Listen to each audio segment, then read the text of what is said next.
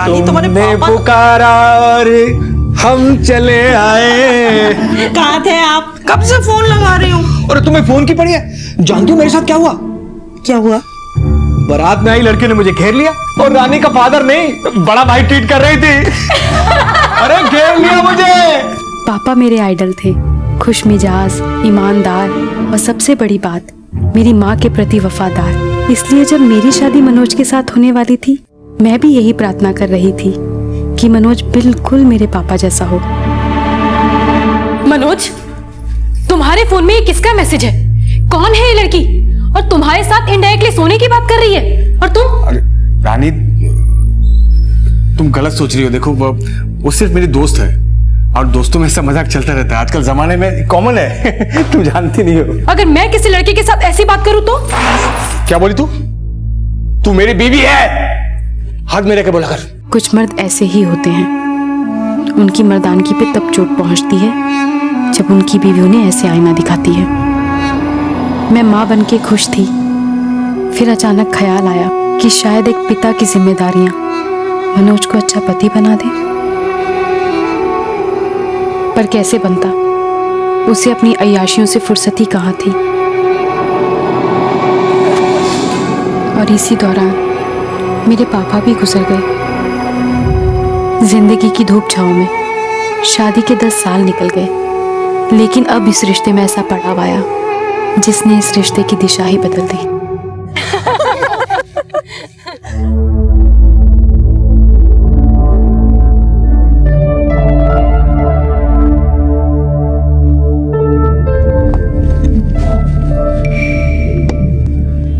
हाय। Hello. अजनबी जब अच्छा लगने लगे तो उसे अपना परिचय दे देना चाहिए। हाय, आई एम मनोज। जूही। हाय। आप मैरिड है ना? नो, क्यों? मैंने अभी आपको एक लेडी और बच्चे के साथ देखा था। अच्छा वो मेरी भाभी है और बच्चा मेरा भतीजा है। मैं इसका चाचा हूँ। चाचा? क्या चाहो तो डीएनए टेस्ट करके दिखा दूं? अभी डॉक्टर के पास जाता हूं मैं।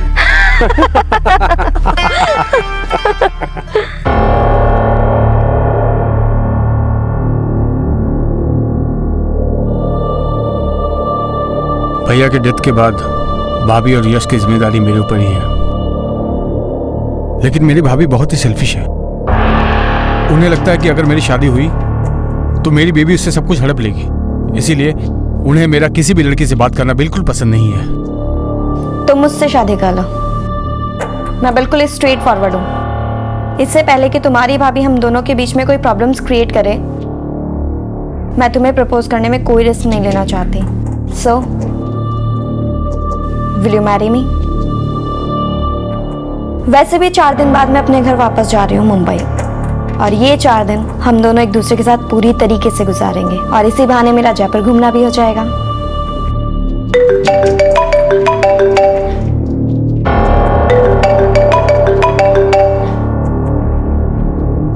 बस जूही, इन 4 दिनों में न फोन न ऑफिस, सिर्फ मैं और तुम।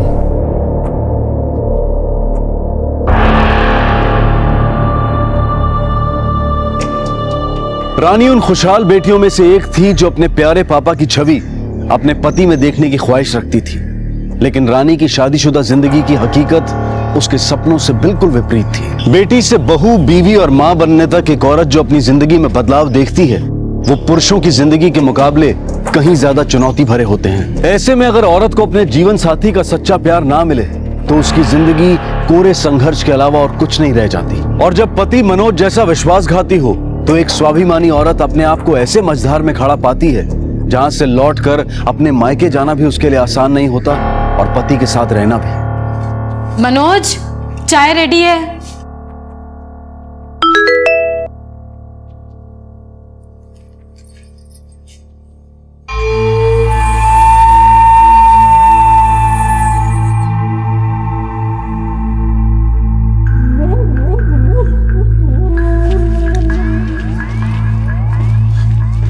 Good morning.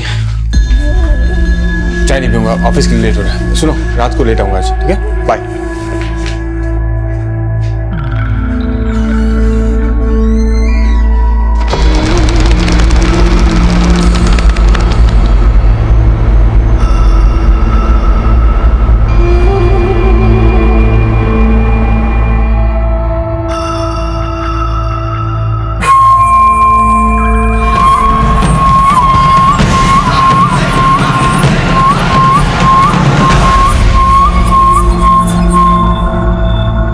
मनोज, क्या चल रहा है ये सब? तेरी हिम्मत कैसे हुई मेरे पति के साथ? और तुम एक बच्चे के बाप होकर इस बाजारू लड़की के साथ? वो मेरी भाभी है और बच्चा मेरा भतीजा है, मैं उसका चाचा हूँ। रानी तमाशा मत करो, ये हमारा घर नहीं है, चलो चलो। तमाशा? तमाशा तो तुमने बना दिया मेरी जिंदगी का। और तू अगर मेरे पति के आसपास नजर भी आई ना तो जेल में भिजवा दूंगी। सोच नहीं पाएगी क्या करूंगी तेरे साथ। रानी, हटो तुम। रानी, जी मेरी बात सुन। जी सुनो मेरी बात। जी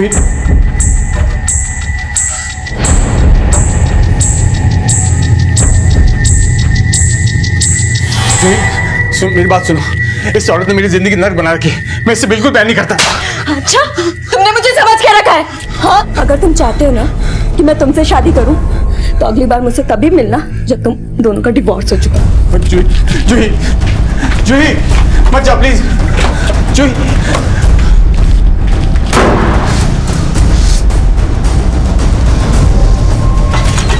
रानी, जूही पे हाथ उड़ेगी तू?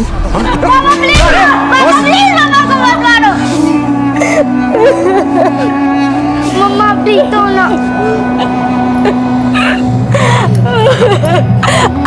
आप देख तो ना मम्मा। हाँ बेटा। मुझे पीट के उसने उन थप्पड़ों का बदला लिया जो मैंने अपनी सौत पे बरसाए। मनोज ने बता दिया कि उसकी नजर में मेरी औकात क्या थी। रानी जैसी न जाने कितनी औरतें रोजाना घरेलू हिंसा का शिकार होती हैं और घर की चार दीवारी के अंदर होने वाले इस अपराध की ज्यादातर पुलिस में कंप्लेंट तक नहीं करवाई जाती। रानी ने जब अपनी आप बीती अपने मायके में बताकर उनसे सहारे की उम्मीद की तो उसे यही शिक्षा मिली कि पति पत्नी के बीच में झगड़े तो होते रहते हैं, घर की बातें अगर घर के अंदर ही सुलझ जाएं तो इसी में औरत की भलाई है।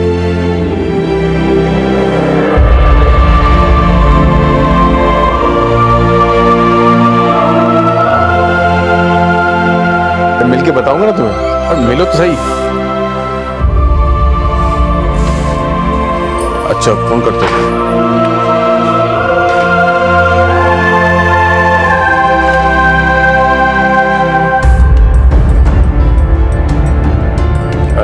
मेरा चैंपियन बेटा, चैंपियन बेटा कैसा है? ठीक हूँ। ठीक है, चल मुझे से। ये एक माँ की हार थी, बीवी की भी हार थी, लेकिन उससे भी बढ़ के एक औरत की हार थी। ट्रस्ट में जूही, मैं खुद इस औरत से पीछा छुड़ाना चाहता हूँ, लेकिन तुम जानती नहीं ये कितनी खतरनाक और चालाक औरत है। मुझे छोड़ने को तैयार ही नहीं। लेकिन तुम चिंता मत करो, मैं कुछ ना कुछ तुम्हारे लिए सॉल्यूशन निकाल के रखता हूँ। तुम समझ रही हो मैं क्या बोल रहा हूँ? Thank you. फोन कर।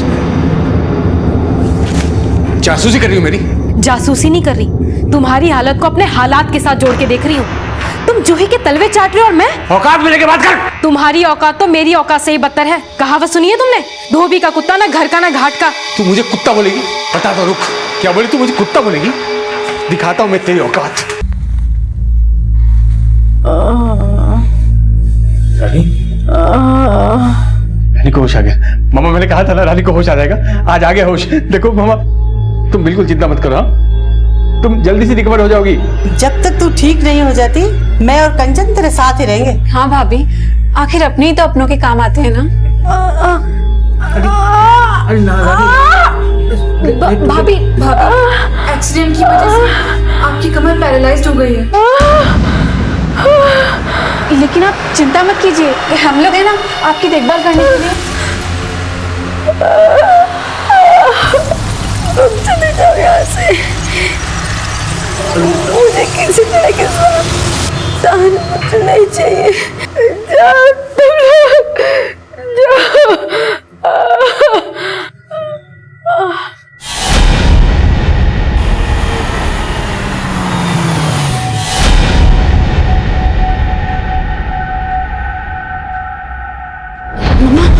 पुलिस आई है। पुलिस? हाँ पुलिस।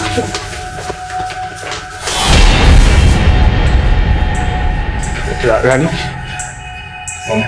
बेटा रानी, बेटा बाहर पुलिस आ गई है। तेरे हाथ जोड़ती हूँ, पुलिस को कुछ मत कहना। प्लीज भाभी, देखो हमारे बारे में ना सही, यश के बारे में तो सोचो।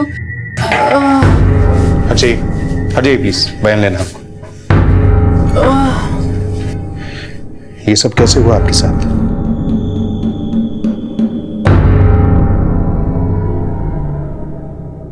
बताइए, कौन है आपकी इस हालत का जिम्मेदार?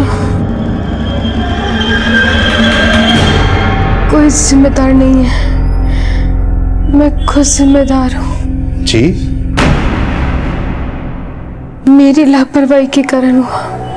अंधेरा था, मुझे कुछ दिखा नहीं और सीढ़ियों से मेरा पैर फिसल गया। सिर्फ एक एक्सीडेंट है, कोई जिम्मेदार नहीं है। पुलिस को अपने पति के जुल्मों का सच बताने की हिम्मत जुटाकर भी रानी ये सोचकर पीछे हट गई कि जब उसका शरीर साथ था तब उसे अपने मायके से सहारा नहीं मिला, तो अगर इस हाल में वो अकेली पड़ गई तो कैसे एक अपाहिज मां अपने बेटे का पालन पोषण करेगी। रानी अपने हालात से समझौता करने पर मजबूर थी, लेकिन उसकी मजबूरी का फायदा उठाकर अब उसका पति नीचता की सारी हदें पार करने वाला था। रानी, घर आकर कैसा लग रहा है तुम्हें? हाँ, अच्छा ही लग रहा होगा, बहुत दिनों बाद घर आई तुम। यस बहुत मिस कर रहा था तुम्हें। चिंता मत करो भाभी, अब आप बहुत जल्दी ठीक हो जाओगी। मम्मी दर्द तो नहीं हो रहा है ना? नहीं बेटा।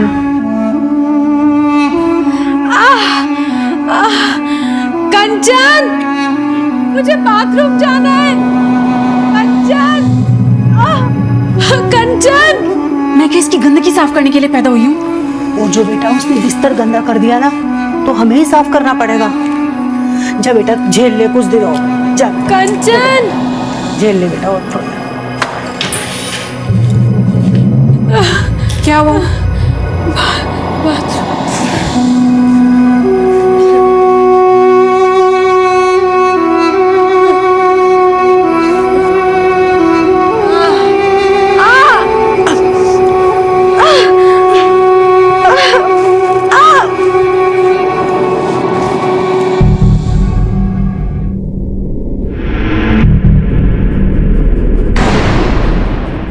यश, आप ना सिर्फ अपनी स्टडी में ध्यान दो और किसी बात में ध्यान मत दो, ठीक है? आप फिक्र मत करो मम्मी, मैं पूरा ध्यान दूंगा। बहू, ये लो जूस पी लो। नहीं, मुझे नहीं पीना। पी लो ना भाभी। हाँ, मेरा मन नहीं दादी है। मैं पी लेता हूँ।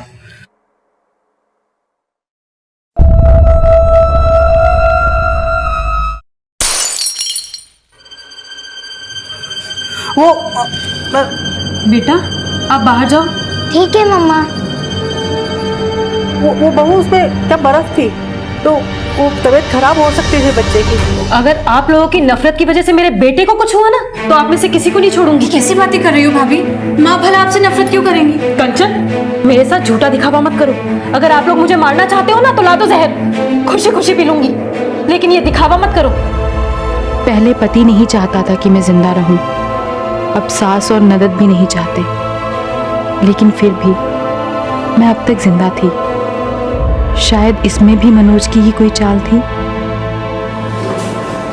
इस रानी ने मेरी जिंदगी बर्बाद कर दी है। जब मैंने उसे डाइवोर्स मांगा तो वो अपना सर दीवारों में मारने लगी। मैंने उसे रोकने की कोशिश भी की और सीढ़ियों से गिर गई और पैरालाइज्ड हो गई। अब वो मुझे धमकी दे रही है कि अगर मैंने उसे डाइवोर्स मांगा तो मुझे जेल भिजवा देगी। क्या औरत अपने आप को बहुत स्मार्ट समझती है ना, तो तुम भी वैसा ही क्यों नहीं करते जैसा वो कर रही है? मतलब क्या? मुझसे शादी करके मुझे अपने घर ले चलो। ये तुम मेरी खुशी के लिए इतना कुछ सोच रही हो अमन, ये सब थैंक्स जूही। अब देखो, दुनिया चाहे कुछ भी सोचे, मैं तुमसे शादी जरूर करूंगा।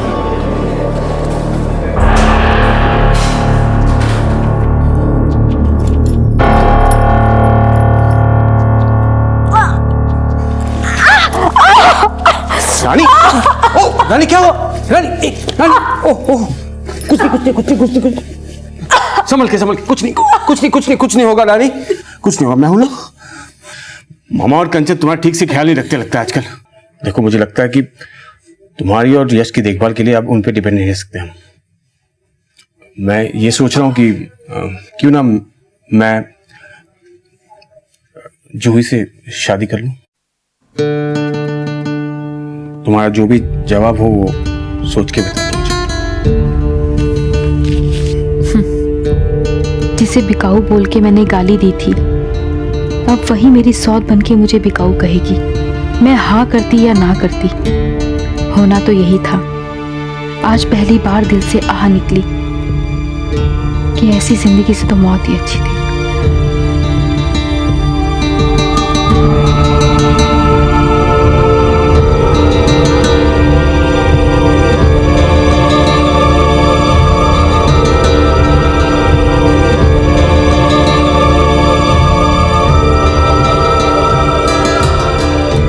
दीदी, आज से आप मेरी बड़ी बहन हैं। मैं इस घर में मनोज की बीवी जरूर बनकर आई हूँ, लेकिन इस घर की बहू हमेशा आप ही रहेंगी।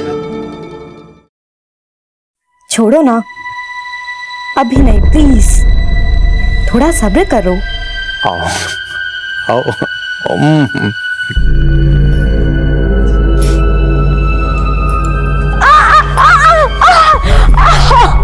दीदी, दीदी,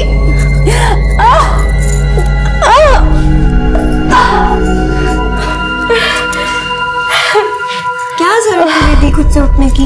एक बार आवाज लगा दी होती। सॉरी, मेरी वजह से तुम्हें तकलीफ हुई। सॉरी तो मुझे आपसे कहना चाहिए दीदी। मेरा मनोज की बीवी बनकर आना इस घर में आपको पसंद नहीं आ रहा ना? बट ट्रस्ट मी दीदी, मेरा इंटेंशन आपको हर्ट करना बिल्कुल भी नहीं था। Trust me. Take care. हमारी खुशी पे नजर लगाने वाला जब हमारा नजरिया बदलने लगे, तब लगता है कि शायद हम कितना गलत सोचते थे उसके बारे में। जूही का बर्ताव देखकर कभी कभी मुझे ऐसा ही लगता था, पर क्या वो वाकई ही अच्छी थी?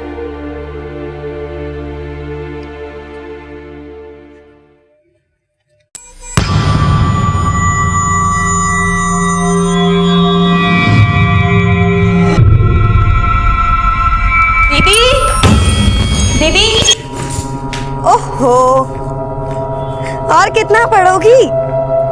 नीचे चल के आराम करते हैं, चले?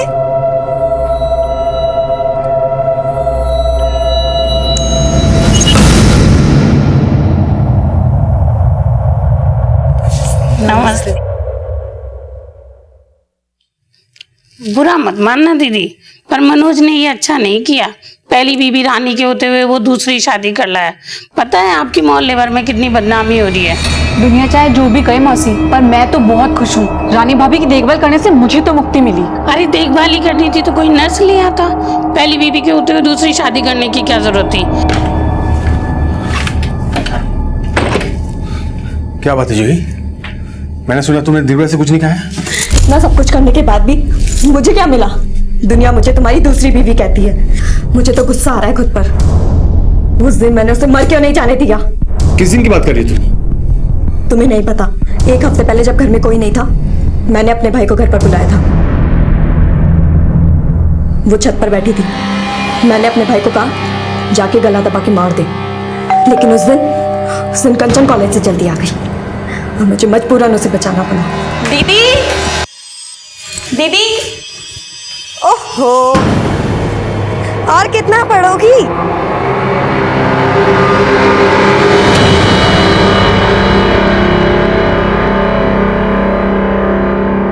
फिलहाल ऐसा करते हैं जूही, रानी के लिए केयरटेकर हायर करके मैं तुम और यश कहीं और चले जाते हैं। ऐसा करने से भी मेरे ऊपर से कौन सा दूसरी बीवी कहलाने का था बढ़ जाएगा।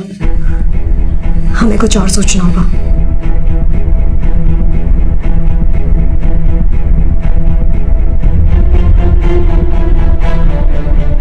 दीदी आपकी चाय। दीदी! रानी! रानी! रानी! रानी!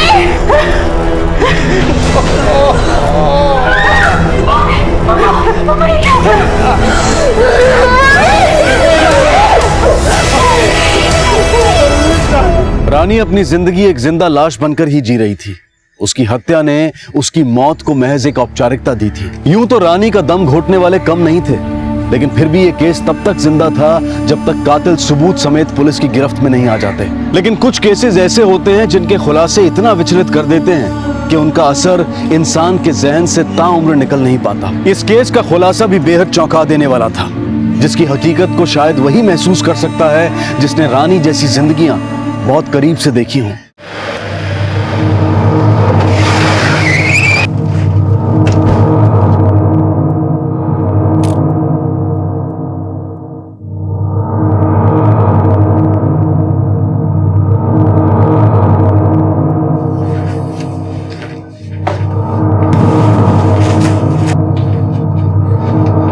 सर, लूटपाट भी हुई है।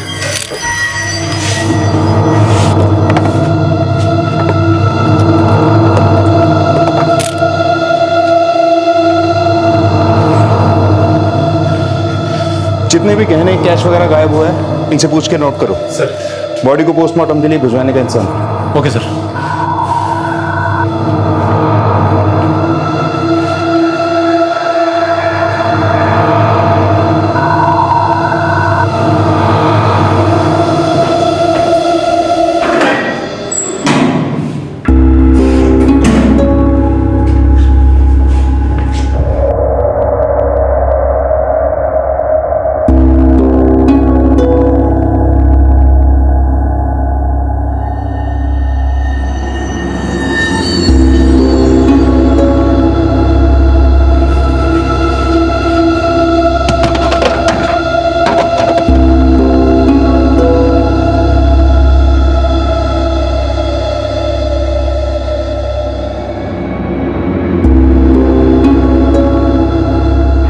वीणा, यस सर, जाके ट्रेसेस लो और जगह भी देखो।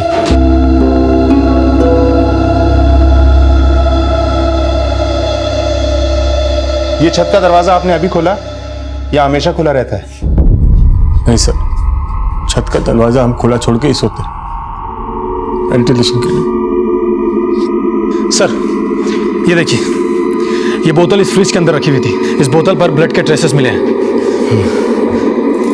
और सर, ये देखिए, ये चाकू इस डाइनिंग टेबल पे इस स्टैंड के अंदर रखा हुआ था। इस पर ब्लड के ट्रेसेस हैं। ब्लड के सैंपल्स लो और जितनी भी चीजों पे ब्लड मिला है इन्हें फॉरेंसिक लैब में भेज दो। सर। और घर के सारे मेंबर्स के फिंगरप्रिंट्स लो और इनके पड़ोसियों से भी पूछताछ करो। Okay sir.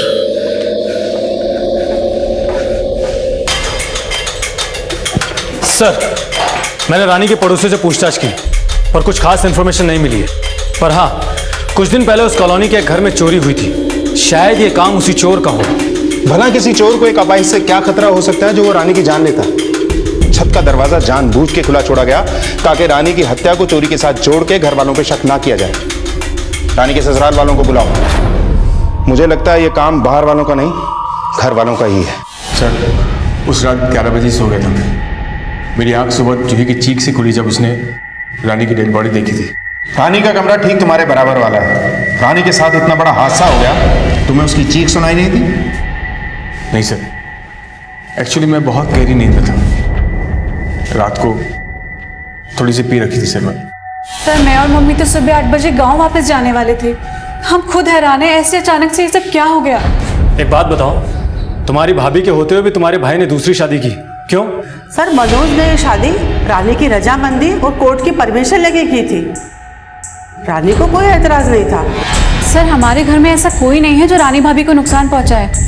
ये काम जरूर किसी चोर का है। भाभी के कमरे से गहने और कैश भी गायब था। सर, रात को एक बार करवट बदलते हुए मैंने हॉल में किसी की आहट सुनी थी। शायद वहां कोई था। कंचन अक्सर अपने रूम में पढ़ाई करती है, तो आई थॉट कि वो अपने लिए कॉफी बनाने के लिए नीचे आई होगी। उस वक्त रात के कितने बजे होंगे? 1:30। आप 11 बजे सोएंगे, रात को अचानक आपकी आंख खुली। आपको कैसे पता कि उस वक्त 1:30-2 बजे होंगे? क्योंकि सर, कंचन ही है जो रात को लगभग 2 बजे तक पढ़ाई करती है। सर, रानी की पोस्टमार्टम रिपोर्ट आ गई है। रिपोर्ट के मुताबिक रानी की हत्या रात के 1:30 से 2 बजे के बीच हुई है। और जूही ने भी रात के 1:30 से 2 बजे के बीच हॉल से आवाजें सुनी थी। अब सवाल यह है कि वो वाकई अंदाजा लगा रही है या वो सच में जानती है कि रानी की हत्या 1:30 से 2 बजे के बीच में हुई। लेकिन सर, उसका कहना था कि कंचन हॉल में आई थी और फ्रिज से मिली पानी की बोतल और चाकू पर जो फिंगरप्रिंट मैच हुए हैं, उससे उसका अंदाजा और पुख्ता होता है। ठीक है, लेके आओ इस कंचन को। सर, मैंने भाभी को नहीं मारा। आप लोग मेरा विश्वास क्यों नहीं कर रहे हैं? नहीं मारा तो पानी की बोतल और चाकू पे तुम्हारी उंगलियों के निशान कैसे आए? क्योंकि मैं रात को नीचे हॉल में आई थी मैं अपने रूम में थी, मुझे प्यास लगी तो मैंने देखा रूम में पानी नहीं था, इसलिए मैं नीचे आई। सर जब मैं हॉल में आई तो वहाँ अंधेरा था। मैंने नाइफ डाइनिंग टेबल पे पड़ा देखा तो उसे उठा के नाइफ स्टैंड में रख दिया। फिर मैंने फ्रिज से पानी की बोतल निकाली, पानी पिया और बोतल वापस फ्रिज में रख के चली गई। रानी के मर्डर के अगली सुबह तक उसके रूम की लाइट्स ऑन थी, मतलब रात को भी ऑन होंगी। हाँ सर, भाभी का रूम तो बंद था, लेकिन मैंने नोटिस किया कि उनके कमरे की लाइट्स ऑन थी। दरअसल भाभी को रात रात भर बुक्स पढ़ने की आदत थी। मुझे लगा वो बुक पढ़ रही होंगी, इसलिए मैंने उन्हें डिस्टर्ब करना ठीक नहीं समझा।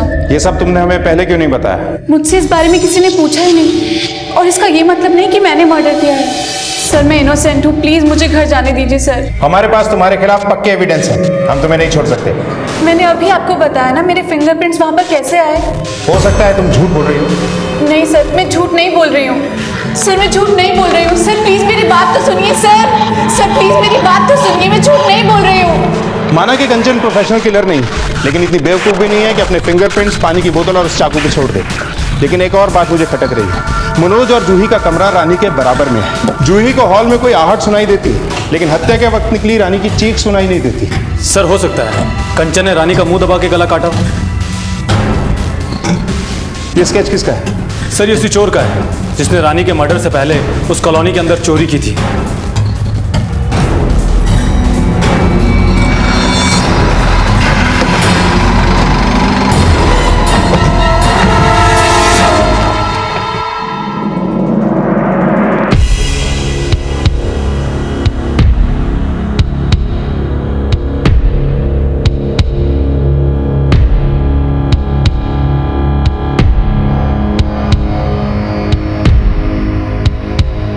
सर मैंने हॉल में सिर्फ किसी के आने की आहट सुनी थी। अगर रानी की चीख सुनी होती तो मैं और मनोज सबसे पहले बाहर आते। तो आपको लगता है कि कंचन ने रानी का गला काटने से पहले उसका मुंह इतनी जोर से दबाया कि उसकी चीख भी नहीं निकली? नहीं साहब, मेरी बेटी ने नहीं मारा रानी को, आप गलत सोच रहे हैं। हम आपसे बात नहीं कर रहे हैं, जूही से कर रहे हैं। तो आपको लगता है कि कंचन सच में इतनी क्रूअल और क्रिमिनल माइंडेड थी? आई डोंट नो सर, लेकिन रानी ने मुझे बताया था कि कंचन ने उसे गला दबाकर मारने की कोशिश की थी।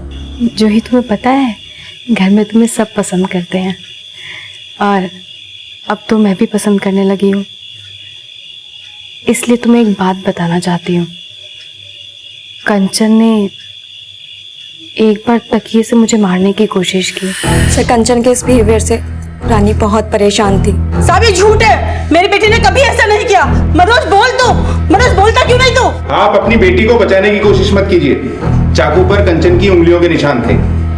माना सबूत कंचन के खिलाफ है, लेकिन मनोज और जूही भी कम स्मार्ट नहीं है। रानी के साथ पहले भी एक जानलेवा हादसा हो चुका है, लेकिन रानी ने उसे एक्सीडेंट बताया। हो सकता है ये एक्सीडेंट ना हो, कुछ और हो, और रानी ने किसी के दबाव में आके झूठ बोला।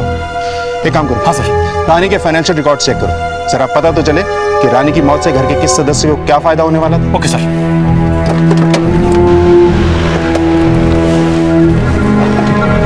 सर उस चोर का स्केच आइडेंटिफाई हो गया है। उसका नाम भदर है, पहले भी चोरी के जुर्म में 6 साल काट चुका है। 3 महीने पहले उसकी रिहाई हुई थी।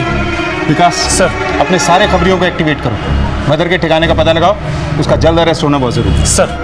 सर रानी का 50 लाख का लाइफ इंश्योरेंस है, जिसका नॉमिनी उसका पति मनोज है। विकास, पहली बार जब रानी के साथ जानलेवा हादसा हुआ तो घर पे कंचन नहीं मनोज था। कहीं ऐसा तो नहीं उसके हत्या की पहली कोशिश नाकाम होने के बाद मनोज ने भदर को रानी की हत्या के लिए हायर किया और जूही के साथ मिलकर कंचन को फंसाने की कोशिश की ताकि हमारा शक उस पर ना जाए? हो सकता है सर। और हाँ सर, हम जल्द से जल्द भदर को पकड़ने की कोशिश करते हैं और साथ साथ में ये भी पता लगाते हैं कि मनोज और रानी का रिश्ता कैसा था। सर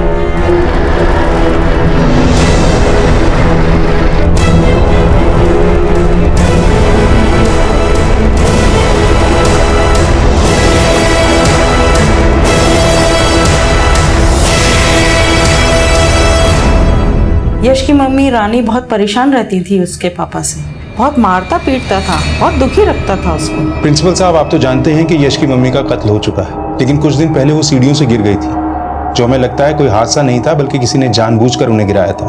इन सभी घटनाओं की सही जानकारी हमें यश से मिल सकती है, इसीलिए मैं यश से मिलना चाहता हूँ। ठीक है, मैं यश को बुलाता हूँ। बेटा, हम जानते हैं कि आपको आपके पापा भी अच्छे लगते हैं और मम्मी भी, लेकिन आप डरो मत, हम इस बात को सीक्रेट रखेंगे। मम्मी ने मुझे बोला था कि वो बात मैं किसी को ना बताऊं। बेटा हमारे साथ आपकी मम्मी की मम्मी भी है, आपका प्रॉमिस टूटेगा नहीं। उस रात जब मम्मी मुझे रूम में छोड़कर जैसे ही बाहर निकली, पापा उन पे चिल्लाने लगे। मैं रूम के बाहर आया और मैंने देखा, लेकिन जब मम्मी ठीक हो गई, पापा ने उन्हें कभी नहीं मारा। जब आपकी मम्मी भगवान के पास गई, उससे पहले आप उनसे मिले थे? हाँ, मैं रात को मम्मी से मिला था। मम्मी। यश, आप सोए नहीं अभी तक बेटा? आप भी तो नहीं सोई? मैं तो लेट सोती हूँ ना। आप जाओ और जाके सो जाओ। नहीं मम्मा, पहले आप सो जाओ। लेकिन सब तो सो गए, अब आपको बेड पे कौन लिटाएगा? मेरी टेंशन मत लो, तुम जाओ और जाके सो जाओ। मैं छोटी मम्मी को बुला लाऊं आपकी हेल्प के लिए? नहीं, मुझे जब नींद आएगी तो मैं खुद सो जाऊंगी। अब आप जाओ और जाके सो जाओ। ठीक है, गुड नाइट मम्मा। गुड नाइट बेटा। सर, इस व्हील चेयर पर जो ब्लड ट्रेस हुआ है वो रानी के ब्लड से मैच करता है। इसका मतलब रानी का मर्डर व्हील चेयर पे किया गया, उसके बाद उसकी लाश को उठा के बेड पे रखा गया, और कंचन का रानी की डेड बॉडी को उठाकर बेड पे रखना पॉसिबल नहीं। Excuse me sir. हेलो, ठीक है, ओके सर। भदर का पता लग गया है, तो हमें फौरन चल के भदर को अरेस्ट करना चाहिए। मुझे अब भी लग रहा है कि मनोज ने भदर के जरिए ही रानी का मर्डर करवाया होगा।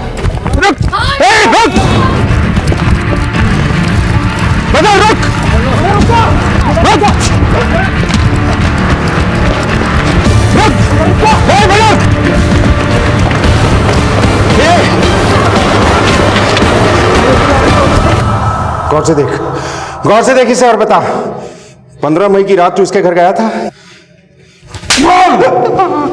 हाँ साहब, गया था। तूने इसकी जान ली? हाँ साहब, मैंने मारा इसे, लेकिन साहब मैंने इसे अपनी मर्जी से नहीं मारा। तो फिर कौन था जिसने इसकी जान लेने के लिए बोला?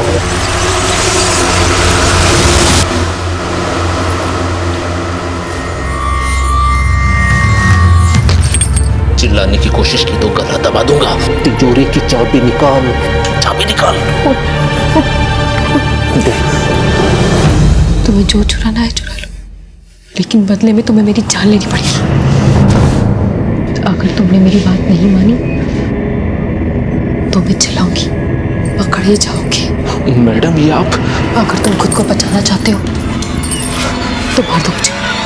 मैं नहीं कर सकता मैडम। मैं जीना नहीं चाहती। नहीं मैडम। मुक्ति दे दो मुझे, मारे बिना तुम नहीं जा सकते।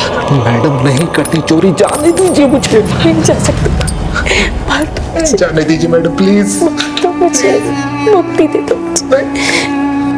मैं वहाँ बस चोरी करने के लिए गया था, उसको डरा कर वहाँ से चोरी करके भागना चाहता था, लेकिन जब उसने मुझे उसका मर्डर करने के लिए कहा तो मैं घबरा गया। मुझे समझ नहीं आया कि मैं क्या करूं। साहब मैंने भागने की भी कोशिश की, लेकिन उसने मेरा हाथ पकड़ दिया। उसने मुझे मजबूर कर दिया था, इसलिए मैंने उसे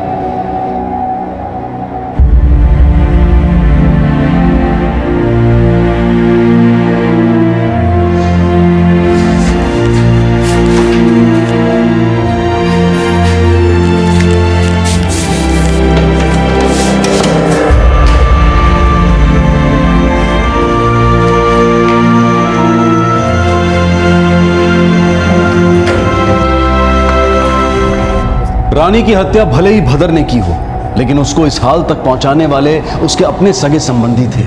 उसके परिवार का हर सदस्य इसमें बराबर का हिस्सेदार था। फिर चाहे वो उसका पति मनोज हो, सास आभा, ननद कंचन, या फिर मनोज की दूसरी पत्नी जूही। रानी के साथ जो ज्यादतियां हुई उनकी भरपाई कभी नहीं हो सकती, लेकिन उसने जो कदम उठाया उसे भी कभी सही नहीं ठहराया जा सकता। मनोज, आभा और कंचन को रानी पर मानसिक प्रताड़ना के आरोप में आईपीसी की धारा 498A के तहत गिरफ्तार किया गया है, और वहीं जूही को रानी की हत्या की कोशिश के लिए धारा 307 के तहत गिरफ्तार किया गया है। इस हादसे से यह सीखना बेहद जरूरी है कि हम अपनों की बातों को अनसुना ना करें, उन्हें सुने और उन्हें समझने की कोशिश करें, क्योंकि अगर रानी के अपनों ने उसकी बात सुनी होती, उसे समझा होता, उसका साथ दिया होता, तो आज शायद रानी हमारे बीच होती।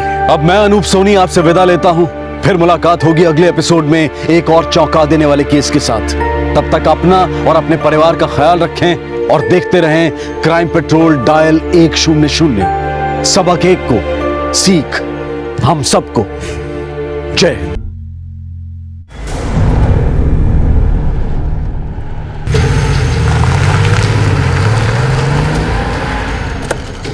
लड़का लोग चलो निकलो यहाँ से। मैडम ये सब फाइल वाल रखो और गाड़ी में बैठो।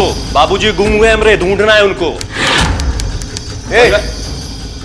चलिए गाड़ी में बैठिए, बाबूजी को ढूंढते हैं। पुलिस स्टेशन है, तुम्हारे बाबूजी का घर नहीं है। यहाँ पर सिर्फ कानून का हुक्म चलता है और यहाँ काम करने का एक कायदा है। आपका कायदा कानून गया गन्ने के खेत में। हमारे बारे में जानते हैं, कुछ बताएं हम आपको।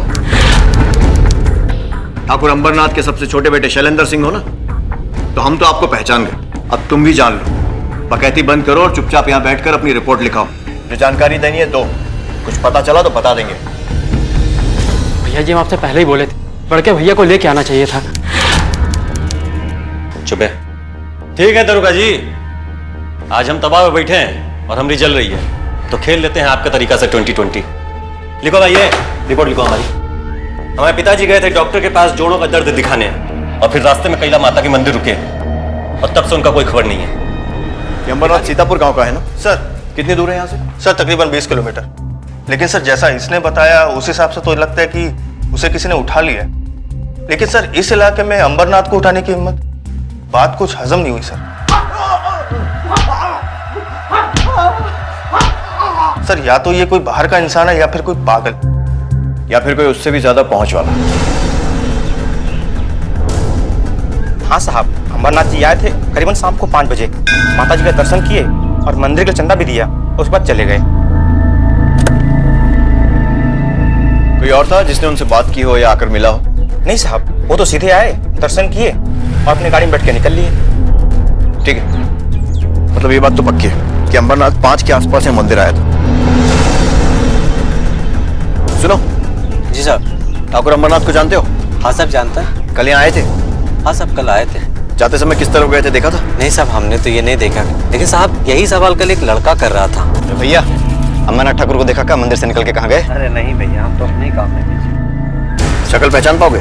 नहीं साहब, शक्ल नहीं पहचान पाएंगे उसका। उम्र कितनी थी? साहब ये तो नहीं पता, लेकिन कम उम्र का था सबको।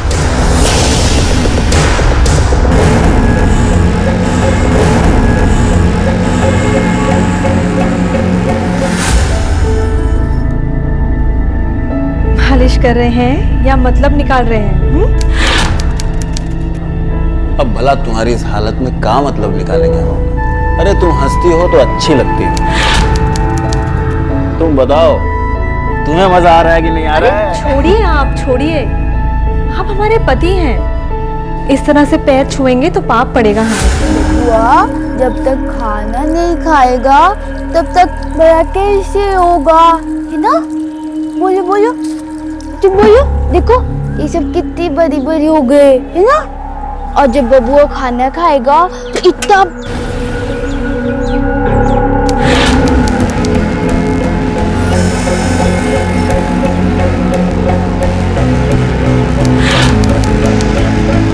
आज तो तुम हमारी रानी हो और हम हैं तुम्हारे गुलाम।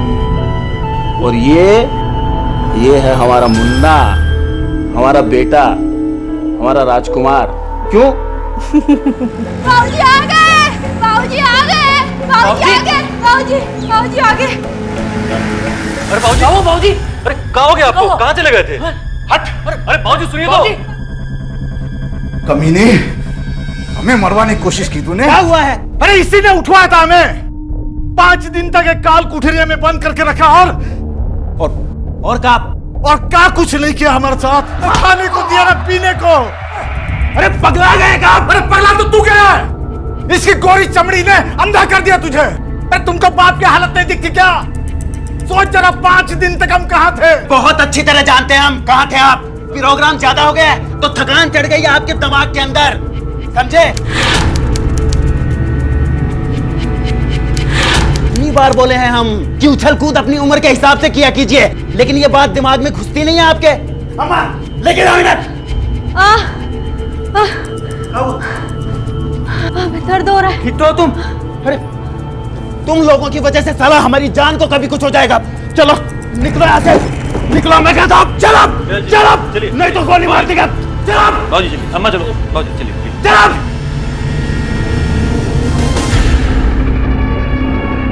बाबूजी हल्दी का दूध पीजिए, जख्म जल्दी भर जाएगा। साला कुत्ता, तो बोला था ना जलना नहीं चाहिए।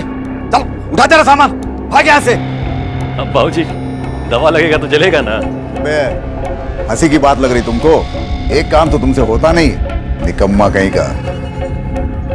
और तू समझा दे अपने बड़े बेटे को, उस औरत के चक्कर में घन चक्कर हुआ जा रहा है, जैसे हाड़ मास का नहीं, सोने का बच्चा जन्ने जा रही चुड़ैल।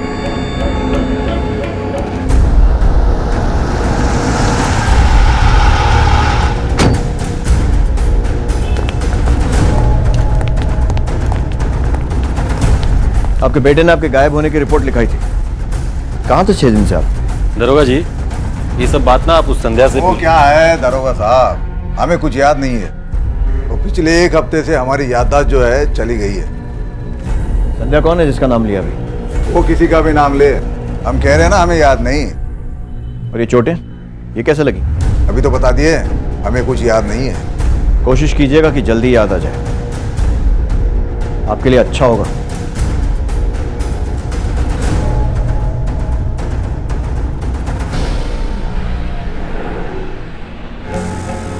अबे दिमाग सटिया गया का? वो संध्या का नाम लेने की क्या जरूरत थी? लेकिन बाबूजी हुए तो उसने जो किया सो ठीक किया। ये पुलिस वाला को हम बता देंगे कि संध्या ने हमें मरवाने की कोशिश की, तो ये भी बताना पड़ेगा क्यों मरवाने की कोशिश की। वो बात अगर पुलिस वालों को मालूम पड़ गई तो शिकारी कुत्ता का तरह हमारा पीछे पड़ेगा, खाली हमारा नहीं, हम सबका।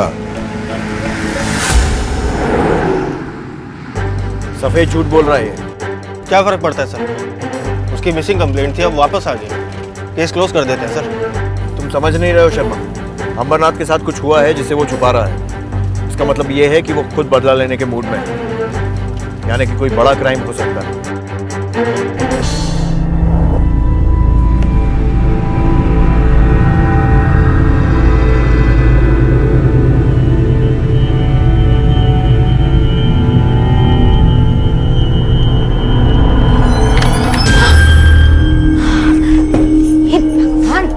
दरवाजा तो बंद किया कर,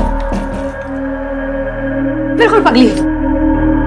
हमने संध्या के लिए बहुत सारा अचार बनाया था, तुम थोड़ा सा चख के बताओ कैसा है?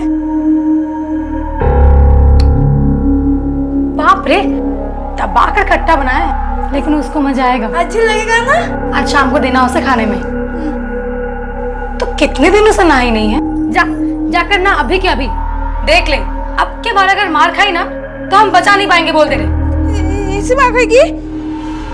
हाँ ऐसे मार खाएगी। अब अगर पिटना नहीं है ना तो जाकर ना। अंबरनाथ का इलाज करने गए थे ना तुम, क्या लगता है तुम्हें उसे वो चोटें कैसे लगी? साहब मुझे मत घसीटिए इसमें, वो लोग मुझे जिंदा नहीं छोड़ेंगे साहब। हम तुम्हें छोड़ देंगे? इंफॉर्मेशन छुपाने के जुर्म का चार्ज लगाऊं अभी? चलो लेके चलो। नहीं साहब, उन्होंने खुद से कभी कुछ नहीं बताया, लेकिन हाँ घाव गहरे थे, कुछ कटने के, कुछ जलने के, कुछ मार पिटाई के। सर ऐसा लगा जैसे कि किसी ने उसको मारने के लिए नहीं, सिर्फ तकलीफ देने के लिए किया हो। ठीक है, ऐसा कौन हो सकता है जिसने अंबरनाथ जैसे भेड़िए पर पंजे मारने की हिम्मत की? आराम से हैं? आज की कहानी उस जगह की है जहां औरतों को आगे बढ़ने या अपने समानता के अधिकार के लिए ही नहीं, बल्कि पैदा होने और जिंदा रहने तक के लिए मर्दों से संघर्ष करना पड़ता है, और वो भी रोज। हे संध्या देख, फूलो तुम्हारे लिए कुछ लाई है। हम जानते हैं, अचार लाई है वो। इधर आ, कितना ख्याल रखती है हमारा। अचार लाई है ना, ला दे तो देखूं कैसा बना है। अरे क्या किया ये? दिखाई नहीं देता तुझे? क्या करे आप, गलती से हो गया, जानबूझकर नहीं किया इसने। लेकिन कुर्ता तो मेरा शहीद हो गया ना, एक तो पगली और एक विधवा। भैया मर गए और इस मनहूस को यहाँ छोड़ गए। जी करता है दोनों को घर से बाहर निकाल दूं। ये घर हमारा है, जब तक हम जिंदा है इस घर से कोई नहीं जाएगा। क्या घूर क्या रहा है, हमें मार डालेगा? बैठ। चुपचाप खाना खा। अरे हमने कहा ना, अरे ये अंबरनाथ जी की जबान है। गाड़ी को गिराओ, वहां कोई मारो उसको।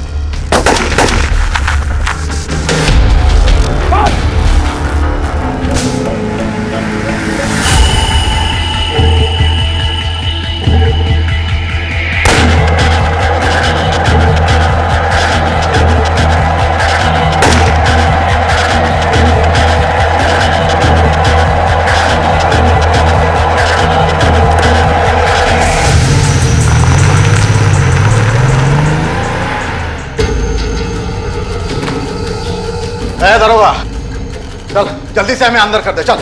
क्या बदतमीजी है ये? तेरे कानून के हिसाब से जो चार्ज वारज लगाना है बाद में लगा लेना, पहले हमें अंदर कर देना। लगता है होश में नहीं हो, और अगर मजाक के मूड में हो तो याद दिला दूं कि कानून से मजाक करना बहुत महंगा पड़ सकता है। मजाक कर रहे हैं? मजाक कर। अंदर डालो इसे।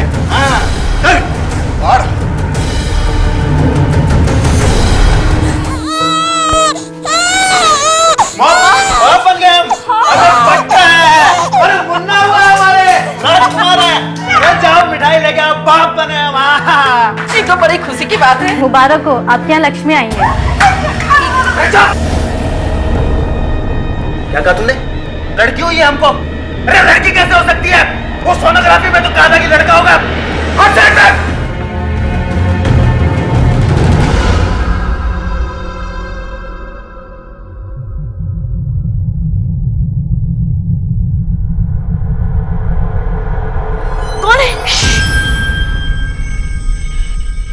ये चिड़िया ना चू चू कर रही थी, तो हमने इसका पालना हिला दिया, चुप हो गई।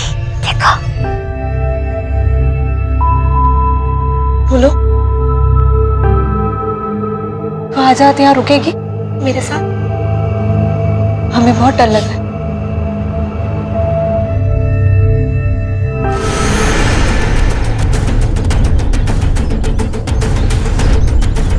हटाओ इनको। हटिए पीछे, पीछे हटिए, पीछे हटिए। सर इसकी गाड़ी यहाँ पास ही में है, हो सकता है यहाँ पे खुद आया हो, शायद किसी से मिलने। एक काम करो, आसपास का पूरा इलाका छानो, देखो क्या मिलता है। सर पर चोट के निशान भी, हो सकता है किसी ने पहले हमला किया हो और उसके बाद लटकाया। बॉडी को पोस्टमार्टम के लिए भेजो, सारा मामला रिपोर्ट आने के बाद ही क्लियर होगा। सर नरेंद्र की पोस्टमार्टम रिपोर्ट आ गई है। सर मौत की वजह है सर पे चोट, फांसी नहीं। सर जख्म में से मिट्टी और पत्थर के कुछ छोटे टुकड़े मिले, हो सकता है मारने वाले ने पीछे से बड़े पत्थर से वार किया हो। अगर कातिल ने इसे पहले ही मार दिया था तो इतनी मेहनत करके फांसी पर क्यों लटकाया? सर हो सकता है कातिल लाश लटका के सबको दिखाना चाहता हो, या फिर किसी खास इंसान को कोई मैसेज देना चाहता हो। मैसेज? सर ये अंबरनाथ जी की जमानत के कागज, हम उन्हें लेने आए।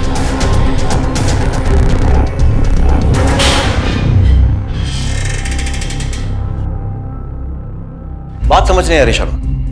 पहले अंबरनाथ किडनैप होता है, उसे टॉर्चर किया जाता है, फिर उस पर एक के बाद एक 2 जानलेवा हमले होते हैं जिसमें वो बच जाता है, लेकिन हमलों के बाद भी वो कोई पुलिस रिपोर्ट नहीं लिखाता। सर दोनों के रिश्ते कुछ खास अच्छे नहीं थे, और ये बात पूरा गांव जानता है। मतलब ये हो सकता है कि अंबरनाथ की किडनैपिंग और उस पर हुए जानलेवा हमलों में उसके अपने बेटे का हाथ हो, और बेटे की मौत में खुद बाप का। उसने अपने आप को अरेस्ट इसलिए करवाया ताकि कोई उस पर शक न करे। हाँ सर, ऐसा भी हो सकता है। या फिर यह भी हो सकता है कि कोई तीसरा, जिसकी अंबरनाथ और उसके परिवार से दुश्मनी थी, जो अंबरनाथ को मारने में नाकाम रहा लेकिन उसके बेटे को मारने में सफल हो गया। अगर ऐसा है सर, तो फिर बाकी फैमिली मेंबर्स पे भी हमले का खतरा है, हमें अलर्ट रहना पड़ेगा सर। सिर्फ हमारे अलर्ट रहने से कुछ नहीं होगा शर्मा। बात है अंबरनाथ के परिवार और उसके कॉपरेशन की, जो मेरे ख्याल से हमें नहीं मिलने वाला। लेकिन हम हाथ पर हाथ धरकर नहीं बैठ सकते। पता करो ये नरेंद्र अपनी बीवी और बच्ची के साथ रहने की बजाय जंगल में क्या कर रहा था? सर मैंने पता लगाया था सर, वो तो अपनी बच्ची की शक्ल देखे बिना वहां से चला गया था। चला गया था? कहां और क्यों? सर सोनोग्राफी सेंटर जाने का कह के गया था। वहां उसे बोला गया था कि संध्या के पेट में लड़का है, लेकिन हो गई लड़की। बस इसी गुस्से में वहां से निकल गया। पोस्टमार्टम रिपोर्ट में उसकी मौत का समय क्या बताया है? सर तकरीबन 7 से 8।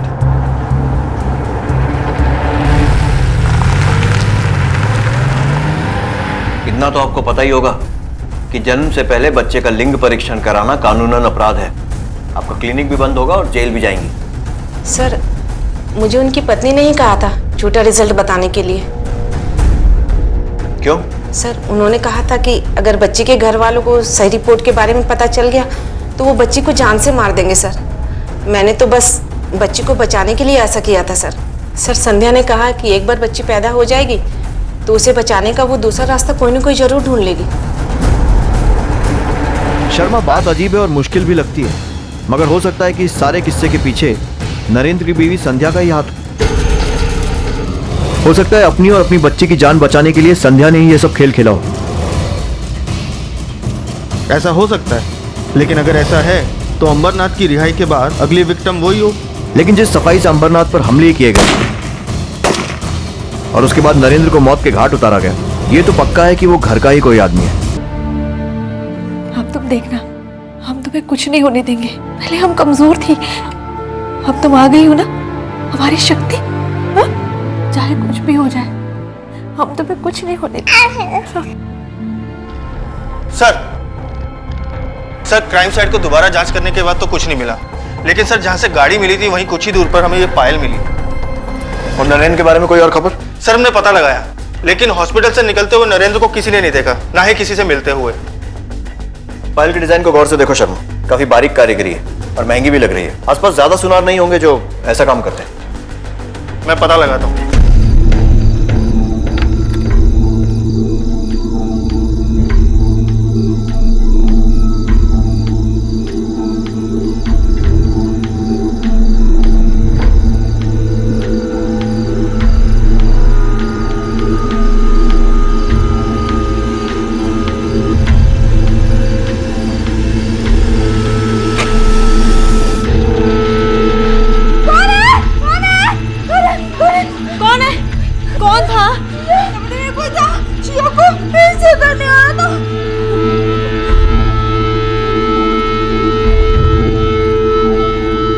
सर, हमने उस ज्वेलर का पता लगाया। सर, उस ज्वेलर ने हमें बताया कि ये पायल उसने संध्या के लिए बनाई थी। संध्या?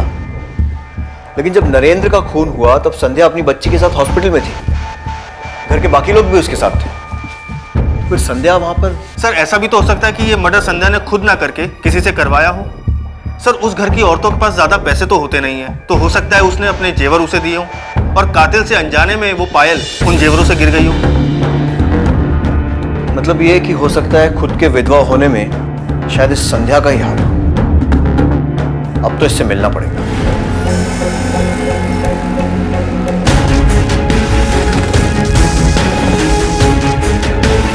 हमें आपकी बहू संध्या से बात करनी है, बुलाइए उसको। लेकिन हमारे घर की बहुएं पराये मर्दों से बात नहीं करती, यह हमारा कानून है। जिस जमीन पर आपका घर खड़ा है ना, वहां सिर्फ एक कानून चलता है और उसकी इजाजत हम लेकर आए मजिस्ट्रेट के ऑर्डर संध्या से पूछताछ करने के लिए। सर, संध्या अंदर नहीं है। आसपास सब जगह देखो। Okay sir. सर, कहीं नहीं मिली। हो गई आपकी छानबीन? जयराम जी की। सर, मुझे लगता है इन लोगों को भी संध्या के बारे में शक हो गया है और इस वजह से इन लोगों ने उसको गायब करवा दिया। सर, घर वालों में से तो कोई मुंह खोलेगा नहीं। बाहर वालों से पूछताछ करो। इनके आदमियों को उठाओ और तब तक तोड़ो जब तक कि वो बता नहीं देते कि संध्या के साथ क्या हुआ है। Okay sir. पुलिस को लग रहा था कि हत्यारा जो भी था, इस हत्या के पीछे उसका मकसद था नरेंद्र के परिवार वालों को एक मैसेज, एक संदेश देना। लेकिन वो संदेश क्या था, इसका अंदाजा उन्हें नहीं था। क्या हुआ? अरे क्या हुआ? बताओ। अरे क्या हुआ तुमको? अरे पानी लेके आओ। खून कैसे? अरे बाबूजी, इसका तो मैं जिब्बे काट दिया है। किसने किया ये? पहचान सकते हो? मतलब कोई जान पहचान वाला था? औरत? घर की कोई औरत? रागिनी? संध्या? संध्या ने काटी तुम्हारी जुबान? अकेले या उसके साथ कोई और भी था? फूल?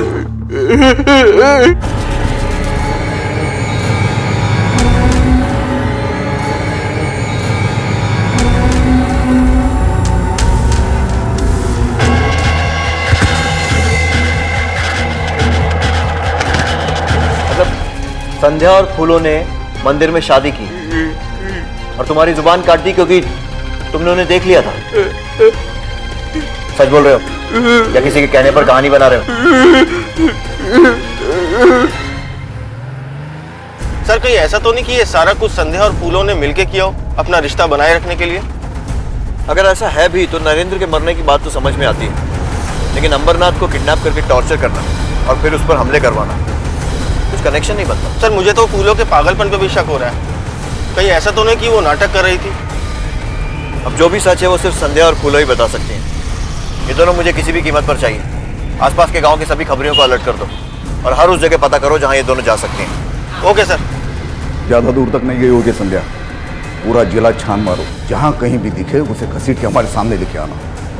बच्ची को छुपाने की कोशिश जरूर करेगी लेकिन अपने मायके नहीं जाएगी, क्योंकि वो जानती है हम पहले उसके मायके में जाके ढूंढेंगे। जरूर अनजान लोगों से मदद मांगेगी। तो आसपास के जितने भी गांव हैं वहां से 1 महीने की कम उम्र की जितनी भी बच्चियां हैं उन्हें पकड़ के मारना शुरू करो। जाओ, खाली हाथ मत लौटना।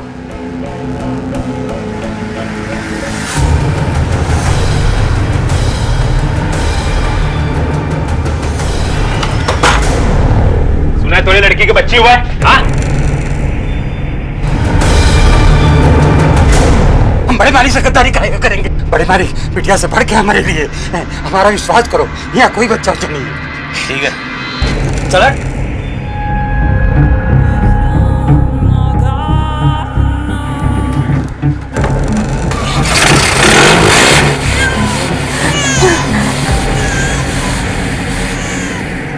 चल।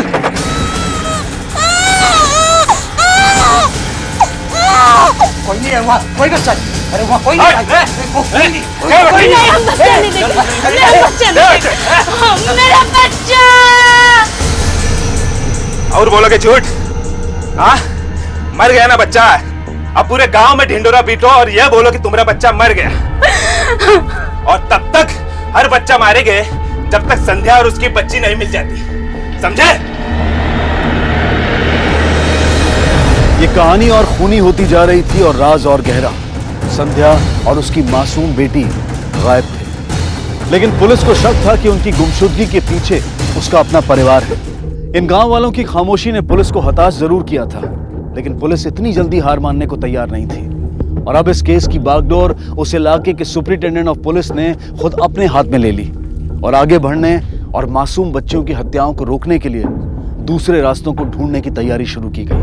सर कुल 4 बच्चियों को मारा गया है जिन्हें पैदा हुए महीना भर भी नहीं हुआ था। कोई 15 दिन पहले, कोई हफ्ता भर और 2 तो कुछ घंटे पहले ही पैदा हुई थी। तुमने ये बताया कि जिस वक्त ठाकुर का किडनैप हुआ था उस वक्त संध्या और फूलू दोनों घर पर ही थी। सर अगर ये हमारे सस्पेक्ट्स हैं, इनकी कोई मदद कर रहा है, कोई बाहर वाला जिसका इनके अतीत के साथ कोई रिश्ता जरूर है। सही कह रहे हैं सर, हो सकता है सर। फूलों का परिवार नहीं है तो मुश्किल होगी। संध्या की माँ से बात करो, पता करो कि संध्या के अतीत में ऐसा कौन सा आदमी है जो उसके लिए इतना कुछ कर सके। सर लेकिन ऐसा भी हो सकता है कि इस सब के पीछे संध्या का कोई अपना नहीं बल्कि अंबरनाथ सिंह का कोई दुश्मन, या फिर यह भी पॉसिबिलिटी है कि कोई जानबूझकर संध्या और फूलों को फंसा रहा है ताकि खुद बच सके। हो सकता है। तो तुम क्या करने वाले हो? सर फिलहाल तो मैं अंबरनाथ सिंह के गुंडों के पीछे ही लगना चाहता हूँ जो अभी भी घूम घूम कर नवजात बच्चियों को मार रहे हैं ताकि उन बच्चियों की जान बच सके। ठीक है, तुम लोग अंबरनाथ के घर पर रेड डालो, वहां पे कोई भी गैर कानूनी चीज मिले उसे जब्त करो। ऑर्डर्स मैं निकलवाता हूँ। सर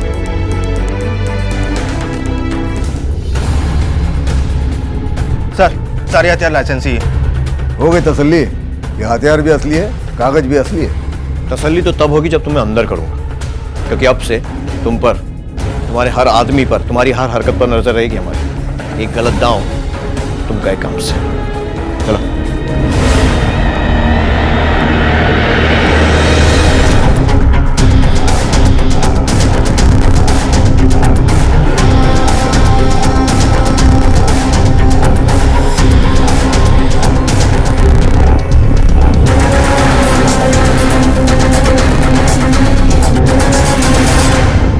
हेलो संध्या बिटिया, हाँ कैसी है तुम? हम ठीक है माँ, आपकी बहुत याद आ रही थी।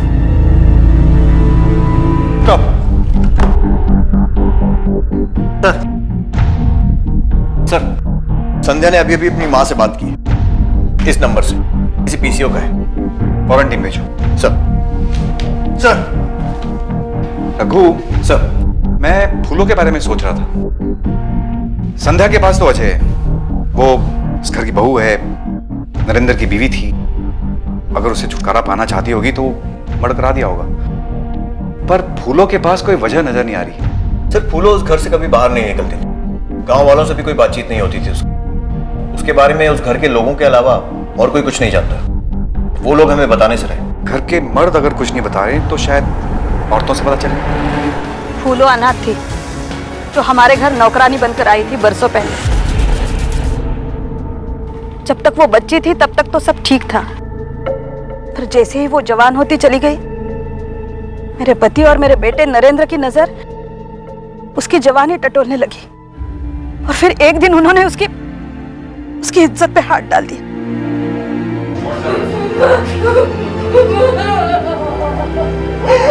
सब कुछ मालूम होने के बावजूद भी मैं आवाज नहीं उठा पाई उसके खिलाफ। और फिर एक दिन का ये किस्सा रोज रोज का नियम बन गया। दिन में 2-2 बार, कभी कभी 10 बार।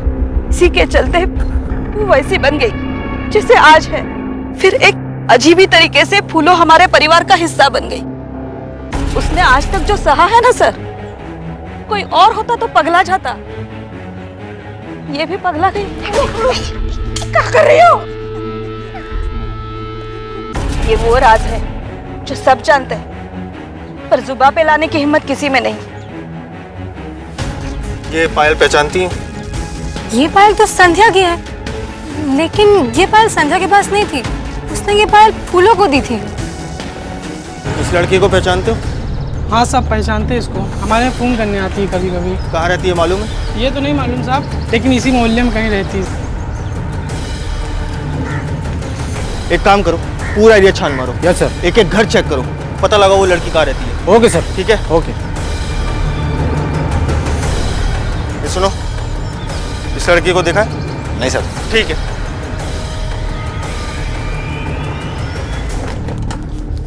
कुछ लोग बाहर तुम्हें ढूंढ रहे हैं, हाथ में फोटो लेकर। हमें तो लगता है पुलिस वाले हैं। अब बताओ क्या करना है?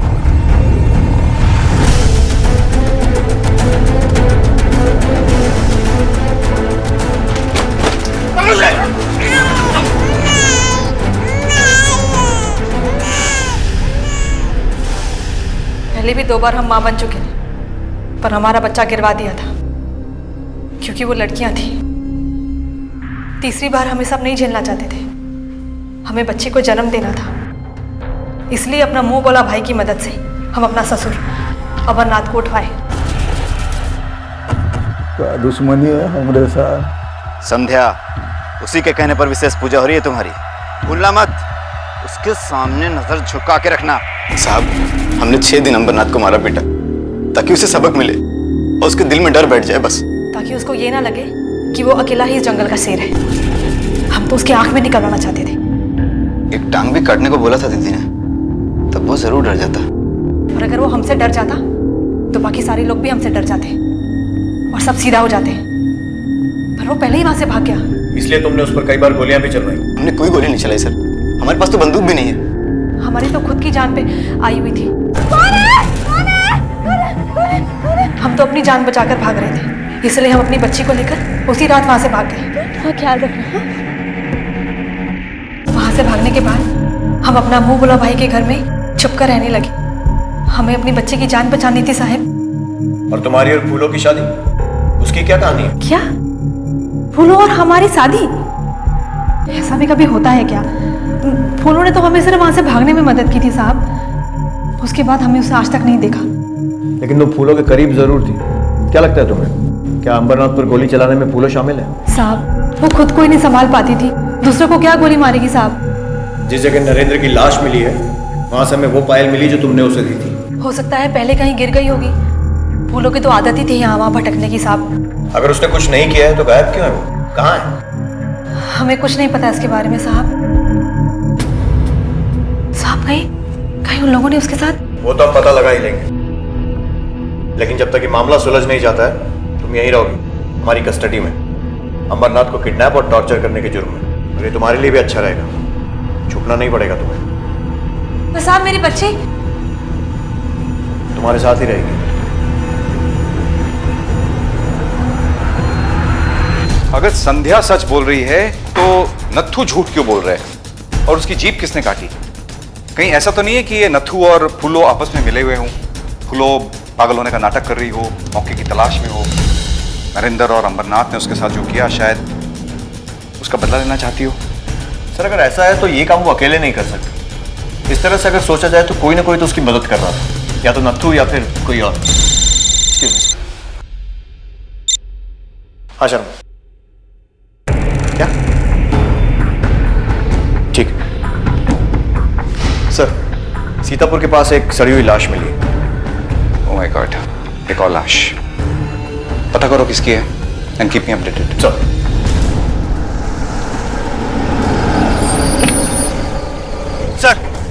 सर लाश उधर है सर।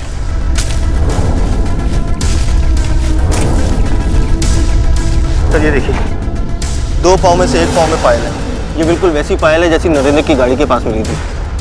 इसका मतलब ये हो सकता है कि ये फूलों की लाश हो। कातिल ने जानबूझकर ये सुनसान जगह चुनी हो ताकि किसी का ध्यान न जाए और हम कभी इस लाश तक पहुंच ना पाए। सर इसका मतलब नत्थू ने हमें जो कुछ बोला था वो सब कुछ झूठ था। बात करनी पड़ेगी इससे। तुम ये कहना चाह रहे हो कि जो तुम कह रहे हो वो सच है? मतलब संध्या झूठ बोल रही है। फूलों को उसी ने मारा है, नरेंद्र को भी उसी ने मारा है, और अंबरनाथ पर जो गोलियां चली वो भी संध्या ने चलवाई थी। कौन सच कह रहा है कौन झूठ कह रहा है ये बताना बहुत मुश्किल है, लेकिन एक बात तो तय है कि कातिल इनमें से कोई एक है। लेकिन सर वो कौन है पता कैसे चलेगा? आगे कोई रास्ता भी नजर नहीं है। हम नत्थू को लेने आए हैं, भेज दो उसे। नत्थू हमारा क्राइम सस्पेक्ट है, उसे नहीं छोड़ा जा सकता। कोई सबूत है आपके पास? आप ऐसे ही किसी को नहीं उठा सकते। असली गुनहगार तो वो संध्या है, लेकिन आप लोग उसके जाल में उसी तरह फंसते जा रहे हो जैसे मेरा बेटा फंसा था। आपके गले में जो छल्ला है ये असली बंदूक की गोली का है? हाँ जी, असली है। हम पे चलाई गई थी, वही मिला हमें। अब किसने चलाया वो पता करेंगे और लौटा देंगे उसे। तो आपने ये छल्ला पुलिस के हवाले क्यों नहीं किया? इससे पता लगाया जा सकता था ना कि ये गोली किसके हाथों चली है। इतना सारा खून खराबा रोका जा सकता था। लाइए इसे मेरे हवाले कीजिए। सर 2 शूटर पकड़े गए हैं। पूछताछ किया पर वो कुछ बता नहीं रहे। हो सकता है उनका इस केस से कोई कनेक्शन हो।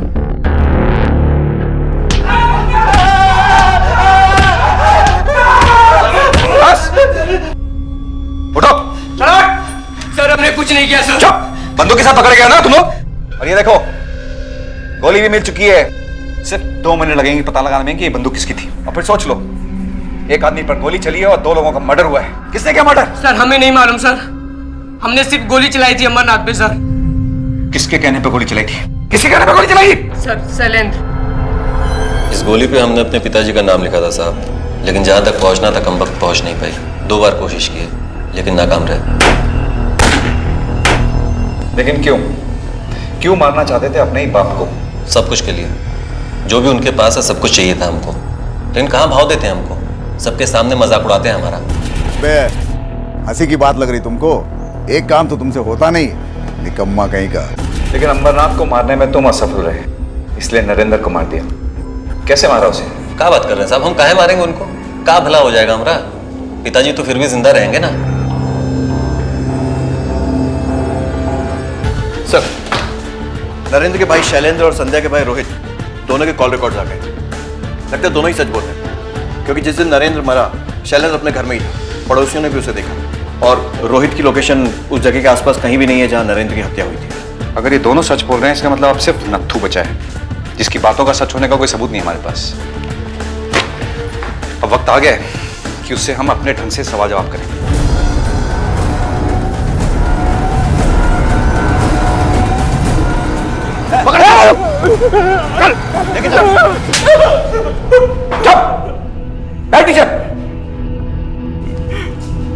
हमें पता चल चुका है कि तुझे लिखना पढ़ना भी आता है। ये इशारे करना बंद कर।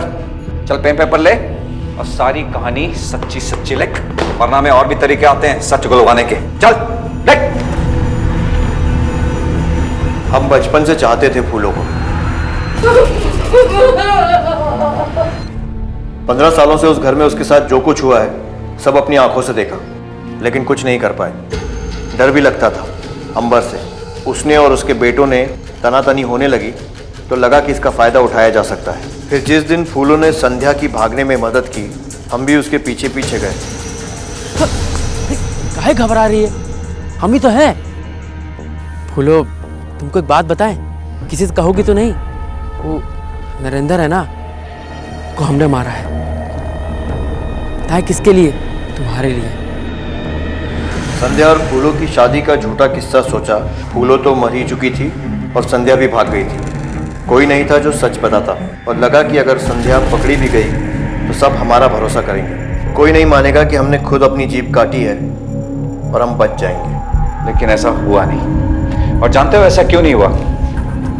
क्योंकि कोई भी किस्सा किसी अपराधी के खत्म होने के बाद ही खत्म होता है। और चाहे वो कोई भी किस्सा कितना भी लंबा क्यों ना खिंच जाए, खत्म होता जरूर है।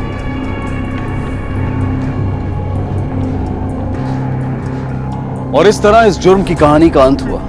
लेकिन सोचने वाली बात यह है कि क्या एक नरेंद्र की मौत से या एक अंबरनाथ को सजा देने से इस समाज में या किसी भी समाज में क्या महिलाओं की स्थिति में कोई बदलाव आ सकता है? जब एक माँ अपने बच्चे के सामने अपने पति के जुल्म या ज्यादती को सहती है, तो वो अपने बच्चे को ये सिखा रही होती है कि एक औरत होने के नाते खामोश रहना उसका फर्ज है और जुल्म करना पुरुष का हक। और ये सब देखते हुए जब वो बच्चा बड़ा होता है, तो अगर वो लड़का होता है तो वो जुल्म करता है, और अगर वो लड़की होती है तो वो जुल्म सहती है।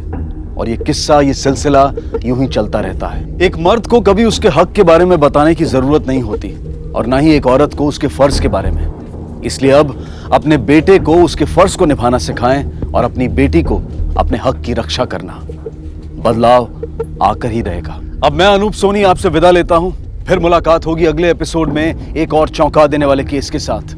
तब तक अपना और अपने परिवार का ख्याल रखें और देखते रहें क्राइम पेट्रोल डायल 100। सबक एक को सीख हम सबको। जय हिंद। इस तरह के और भी एपिसोड देखने के लिए हमारे चैनल को सब्सक्राइब करें और बेल आइकन दबाना ना भूलें।